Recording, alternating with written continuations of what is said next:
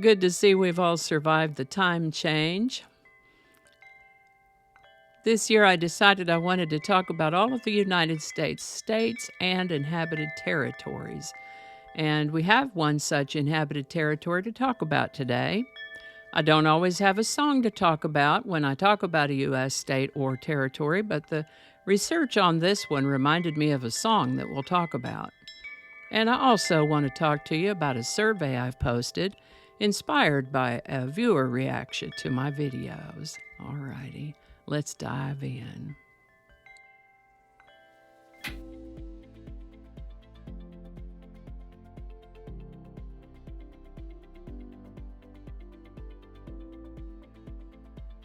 Hi there, and welcome to This Day in History for November 4th. November 4th is the 308th day of the year in the Gregorian calendar, 309th in leap years, with 57 days remaining to the end of the year. Let's get that survey out of the way first.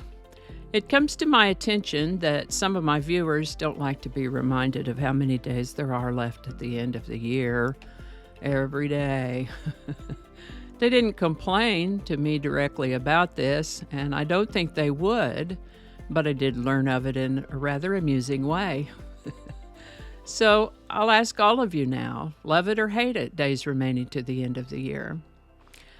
I've put a survey in the community tab of my channel, so you can either go over there and answer the survey, or you can respond in the comments section below, and I would certainly be interested in what you think about that and why. And you can respond to the survey, or you can comment below in the comment section to let me know how you feel about days remaining to the end of the year. I promise I won't be offended if you don't like it, but do let me know. Sometimes I can be stubborn, but in this case I'm open to change to keep my viewers happy.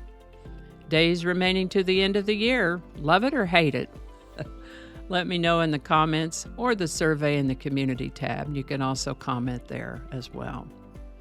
And be nice to each other. If somebody says something you disagree with, remember that everyone is entitled to their opinion. Let me know what your opinion is so I can make a decision about whether to keep telling you how many days to the end of the year. I look forward to your responses. Today's word is archipelago. I like to say that word. Today's word is archipelago. Archipelago is a noun that means a group or cluster of islands. It can also mean something resembling an archipelago, like a group or gathering of similar things, like an archipelago of small parks in the city. It can mean a sea or other expanse of water having many scattered islands. The Hawaiian Islands, for example, are an archipelago, as are the Galapagos Islands. The word archipelago comes to us from Italian. First known use is in the late 1500s. Archipelago. And with that, the Northern Mariana Islands is an inhabited U.S. Commonwealth in the Pacific.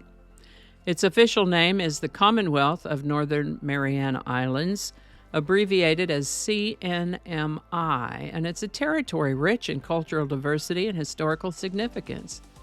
This Commonwealth consists of the 14 northernmost islands of the Mariana Archipelago. The archipelago's southernmost island is Guam, and that is a separate U.S. territory.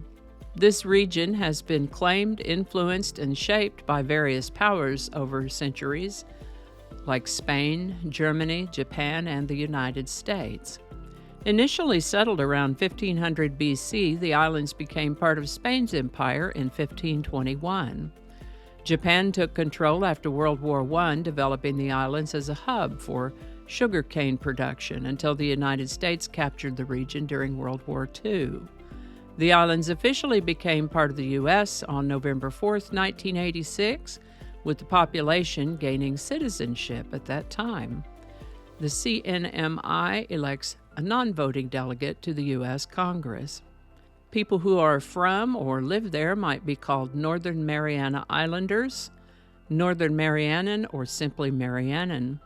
There's also a colloquial name, Chamorro, Fun fact, non-native islanders are not allowed to own land there, but they can lease. Saipan, Tinian, and Rota are the main inhabited islands housing most of the CNMI's 47,000 residents. The islands are famous for their blend of Chamorro and Carolinian cultures alongside influences from Japanese and American settlers. Tourism and garment manufacturing have been an economical boon to the Commonwealth in the past. The garment factories began to decline in 2005, and all of them have since shut down. Tourism is significant to the CNMI, with several 100,000 people a year coming to visit most years. The tourism numbers declined significantly as a result of the pando, and tensions with China are also a factor, but they are working hard to restore their tourism industry, and it does look like a lovely place to visit, doesn't it? In addition, the Commonwealth benefits from its trading relationship with the federal government of the United States. The Commonwealth also enjoys some decent agriculture, growing tapioca, coconuts, breadfruit, tomatoes, melons, and cattle. The island Tinian is referred to as the breadbasket of the Marianas. This agriculture feeds the locals and also Guam, Palau, and Micronesia. As part of the Mariana Archipelago, the CNMI boasts diverse natural attractions, from volcanic landscapes to pristine beaches, drawing visitors for activities like diving, hiking, and historical exploration. Talking about what sounds like a tropical island paradise in the Commonwealth of the Northern Mariana Islands made me think of the song Kokomo by the Beach Boys. So that's our song today. Written by John Phillips, Scott McKenzie, Mike Love, and Terry Melcher, Kokomo was released as a single in the summer of 1988. It was featured in the 1988 movie Cocktails, starring Tom Cruise, Brian Brown, and Elizabeth Shue, and then was released on the Beach Boys' 1989 album Still Cruisin'. The song lyrics describe a dreamy, idyllic getaway on a fictional island near the Florida Keys, with nods to real Caribbean islands like Aruba and Jamaica. Audiences loved it and likely still do. Oddly, some critics hated it. I guess some haters just gonna hate, but that certainly didn't stop the song from being a hit. The song remains both beloved by fans and apparently notorious among critics. But drummer Jim Keltner figured the critical disdain was due to it being syrupy. As he said, while the critics killed it with their words, they couldn't kill the hitness of it. It's just a bona fide hit record, that's all there is to it. Indeed, Kokomo has been popular around the world, hitting number one in several countries, including a number one spot on the Billboard Hot 100. Kokomo joins the list of number one songs by the Beach Boys, and its place in pop culture endures. Kokomo by the Beach Boys, link in the description.